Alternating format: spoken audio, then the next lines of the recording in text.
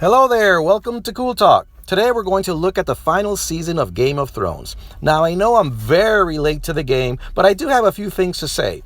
Now I'm not going to rewrite the entire season like some others have done. Instead, I'm going to examine the characters and improve their story arcs so that things can make sense. Besides, there's a million different ways Game of Thrones could have gone. By the way, spoiler alert.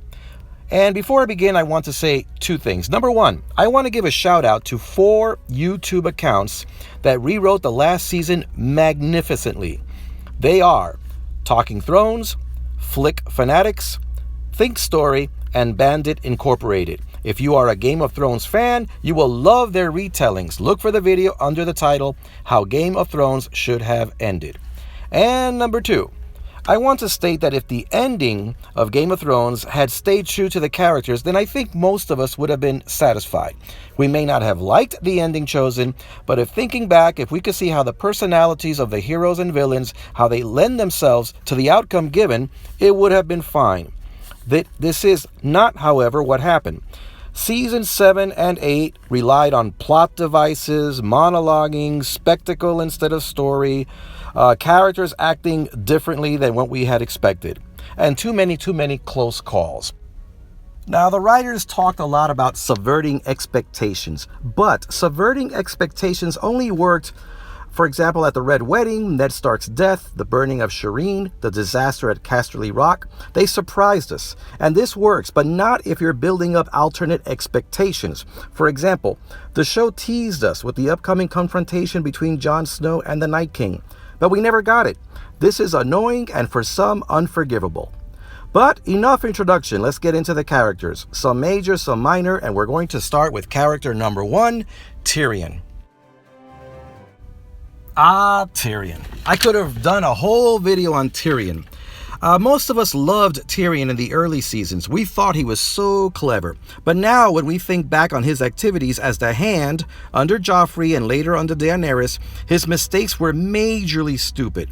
He keeps getting called out on the directions that he's going, but he plunges forward anyway. And that leads me to character number 2, Daenerys, and her inexplicable insistence on keeping Tyrion around. Besides his mistakes, he committed treason at least 3 times, and she didn't execute him. So, we all know that Daenerys kept him around only because the story needed him around, to bring up obstacles, to delay the conclusion. Otherwise, Daenerys could have just entered King's Landing in Season 7, taken over, and that would have been that. And then all they have to do is deal with the Night King. How can we fix this? For starters, I propose allowing Tyrion 2 mistakes. The first is his caving to the desires of the slave masters at Meereen. Daenerys saved him at the last moment. Now, I would have Daenerys lash out at him, get really angry and so forth, but forgive him that one time. Then, his second mistake would be the attack at Casterly Rock. Daenerys listened to him, and she thought his ideas were sound. Now, let's pause for a moment. Daenerys is a kind of ruler who doesn't overthink matters. The shortest distance between 2 points is a straight line. That's how she operates. So why did she listen to Tyrion? Well, one possibility is that as long as she was dealing in the lands of Meereen and Astapor and Yunkai, this is how she reigned, straightforward like her late husband Drogo. Once she entered the lands of those deemed by many to be more civilized, more advanced, more educated, less primitive, she got cold feet. She got insecure. That's my only explanation, or expectation, I should say. But here is a character trait that we hadn't seen in her. She had been taken aback and thought it was a different game now. Time for diplomacy instead of war. Back to Tyrion. Tyrion overthinks things. He distrusts the straightforward approach. He's a Lannister. Too many books, too much theory. He's also very self-destructive. He sadly insists on chasing after his sister Cersei's love and forgiveness. He is conflicted. So what do we do? Well, after the disaster at Casterly Rock, Tyrion should have realized, as he did in the finale, that he's not so smart. Tyrion could have fallen into a depression, asked Daenerys to remove him the title of the Hand, which could go to Davos or somebody else. Now, because of the storyline, we need the Night King to obtain one of those dragons. So why not let Daenerys be the next one to make that decision of obtaining a White Walker? Or Jon Snow could have suggested it. In other words, let's spread some of these mistakes around a little bit. In fact, we could let Tyrion be the one who rushes around and tells everybody it's a bad idea. Tyrion could become the voice of caution, and thus would go far in redeeming himself. Also, Tyrion could talk to Jon Snow. Remember back in season 1 when he told Jon Snow to embrace the title as bastard so no one could use it against him? Well, now he could tell Jon Snow that he was wrong, that in his being called a dwarf, that this hurt him very much. So he lost himself in books, in whores, and wine. Let Tyrion spend the rest of seasons 7 and 8 becoming wiser, empathetic, introspective, a better judge of character. And this is a Tyrion that we could follow. Daenerys could be the one to flounder a little bit, but then once she realizes her strengths lie in trusting her own instincts, once she comes into her own, the story could come full circle, and the culmination of season 7 would be the same. The Night King would get the dragon, and Cersei would plan her defenses. Now, same story, but everything here makes sense.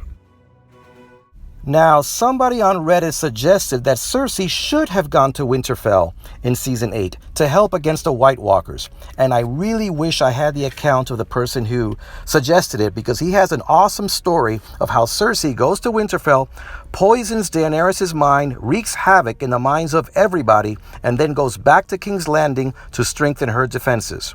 The problem here is that there wasn't enough time for Season 8 to do all of that, so we have to scrap that. But it was an awesome take. Now keep in mind that Cersei here is not the aggressor. She was attacked. It's Daenerys who's doing the invading. And Cersei, much like Daenerys, had been somewhat raped. She was in love with Rhaegar, who was Daenerys' brother. She could have told him that she was forced into a marriage just like Daenerys, that she lost children much like Daenerys. They have a lot in common. Season 8 did not allow us a lot of time to dwell on Cersei, but we could explore her loneliness a little bit. Think about it. She's lost her entire family. She's isolated. All she has is Qyburn, the Mountain, and Euron. She has really nobody. So we can keep her evil, but let's examine her humanity a little bit. That way she's less of a caricature. And I could say that we could explore Euron a little bit, but honestly, I really don't care about Euron. We could just discard him. Character number 4 is Bronn. Now, Bronn did nothing in Season 8, yet somehow he obtained High Gardens and a place in the Royal Council, which makes no sense. No, Bronn should have died in Season 7 when he rescued Jaime. You can dramatize the moment, perhaps having him drop his bag of coins or leaving it there because he has no time to grab it as he lunges out to save Jaime from the dragon, dying in the process, letting go of his greed long enough to die doing one good deed. That could be one way for him to go. Character number 5, Jaime. This is what I would have liked to have seen. Remember in the battle with the Night King, where Jon Snow was trapped behind a rock as a night dragon was blowing fire? You could have Jaime find a horse, leap on it, grab a sword or a spear with dragon glass on it, charge the night dragon, just like he did in a previous season. Then, as a dragon turns to blow fire and kill Jaime, he hurls a weapon, blows up the dragon, and he goes down. He dies like a knight, and he allows Jon to run out and kill the Night King. And again, it has to be Jon Snow, not Arya. However, since most of us agree that there should have been at least 2 battles dealing with the Night King, you could allow Arya some action in stabbing the Night King and not affecting him. This could validate Beric's destiny in saving her. Or you could have Arya fight the Night King until Jon Snow got there, buying him some time. Then Jon can fight the Night King, and it has to be epic. But it turns out that dragon glass doesn't kill him, so the heroes run off to fight another day. Some have suggested that by killing the werewood tree, you kill all the magic in the world, which would kill the Night King, but it would also kill Jon Snow. If Jon Snow knows this, he could willingly sacrifice himself to kill the tree and kill the Night King. In a second battle, of course. Some spoke about having a magical sword. Now, if this were to happen, it would be a fitting end to Jon Snow, that he would sacrifice himself and allow Daenerys to take over the Iron Throne. Characters 7 and 8, Arya and Sansa. I would have them both bend the knee to Daenerys right after the battle with the Night King. We need to keep this team united, and Sansa's bratty sense of entitlement has to be done away with. The story had gotten heavy late in Season 8. There's no time for all these twists and turns. Let's have unity. The story was getting exhausting. It needed air. So I would do that. When I would have Jon Snow announce to Daenerys that he is a Targaryen, and I would have Daenerys embrace him. By the way, I would have the announcement after the battle with the Night King. I would have Daenerys embrace him because she has no family left. She is happy to have a nephew. Now, if she has a baby on the way, even more so. So, Jon Snow could die and leave an heir, or Jon Snow could reign as Lord of Winterfell and Daenerys has the other 6 kingdoms, or Jon Snow could stay with Daenerys and reign with her at King's Landing. Now that sounds a little icky because that's incest, and I also think that is a little sad but more compelling and romantic, the fact that they could not be together. Or we could have Daenerys die saving the world and Jon Snow could reign in her stead.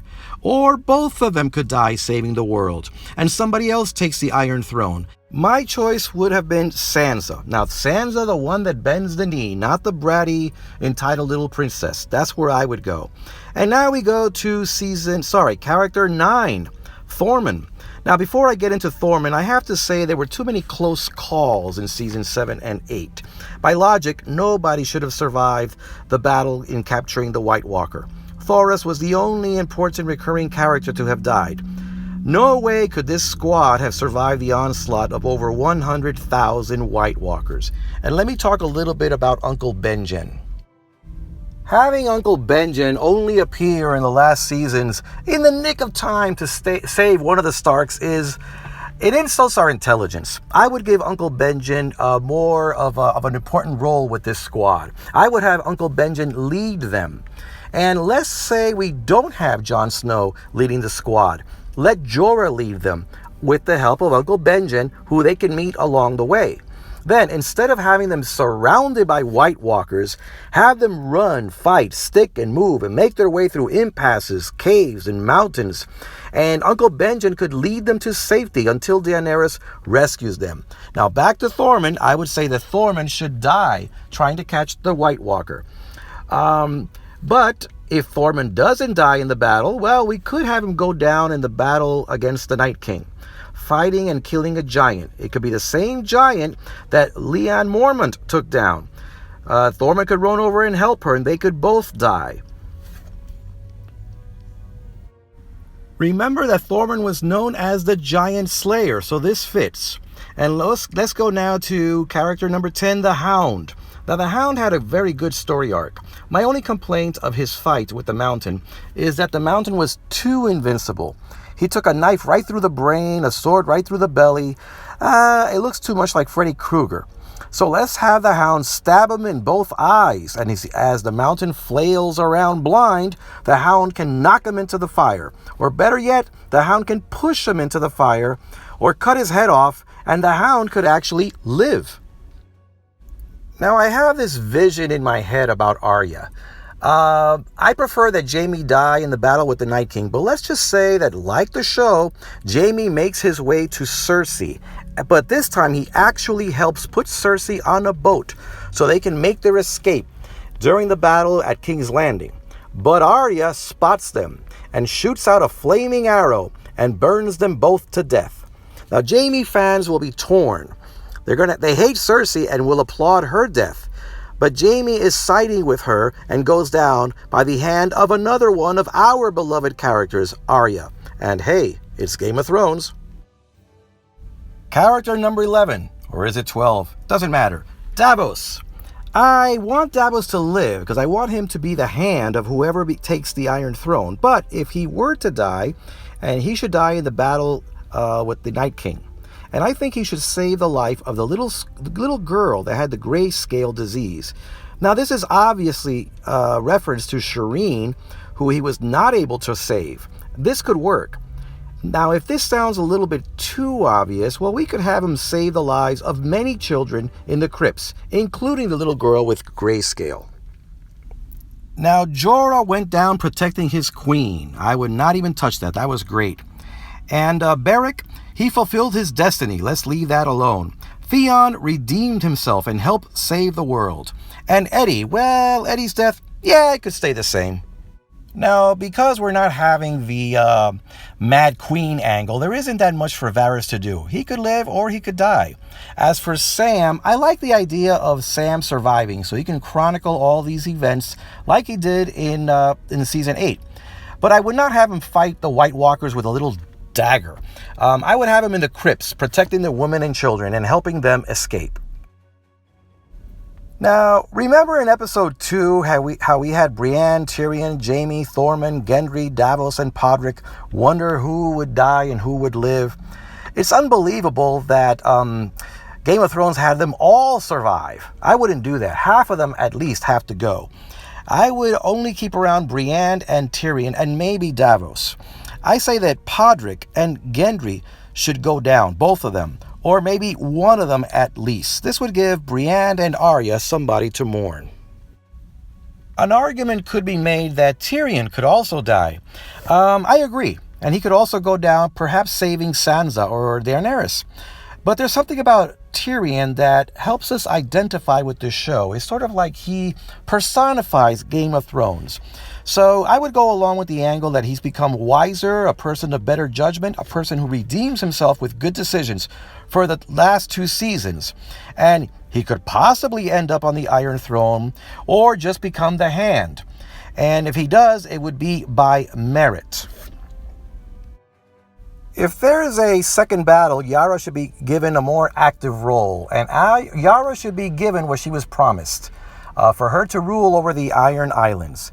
Then Edmund Tully, he came out at the very end. I would have him serve on the Royal Council instead of Bronn. Now, my Sunday could die in the first battle, but I would keep Grey Worm around for the second battle. Now, you might think I'm being a little bit cruel here, but I'm sorry. That night battle should have been a bloodbath. And the Red Witch should go down much like she did on the show as soon as she serves her purpose. So, we're not going to have that genocide. We could use that CGI money for something else. And even though I only examined what to do with the characters, I'm going to address on the story a little bit. The possibilities are endless. I would keep episodes 1 and 2 as they were. Now, in episode 3, the differences I mentioned were these. I would have Sam, Davos, and Tyrion help others in the crypt. I would have them help escape. Some might die. I would have more deaths in the night battle. I would have Jon Snow fail to kill the Night King.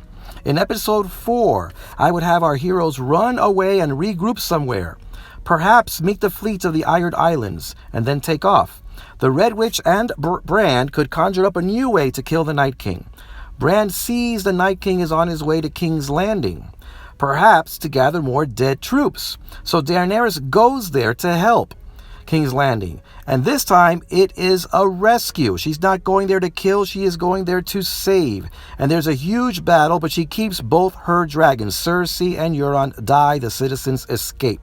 Episode 5, the battle with the Night King. Everything ends with the Night King's death. The Red Witch dies, as I mentioned, and perhaps Bran dies too. His contribution concluded. And now, episode 6 will be a quiet introspection. An episode where we get to see those who survived. We'll find out who gets crowned, and the show ends on a very relaxing ambiance. If we stay true to the characters, almost any ending would be satisfactory. What could have been. But despite the failures of Season 8, I still have to say that Game of Thrones at its worst was still better than most TV shows at their best. So thank you HBO, thank you Game of Thrones for 8 years of never-before-seen drama, the acting, for raising the bar for TV shows, for the battles, the unforgettable characters, the cast and crew, the production, and especially to George R.R. Martin, who started it all. I hope he finishes those last 2 books. So goodbye everybody, this is Cool Talk.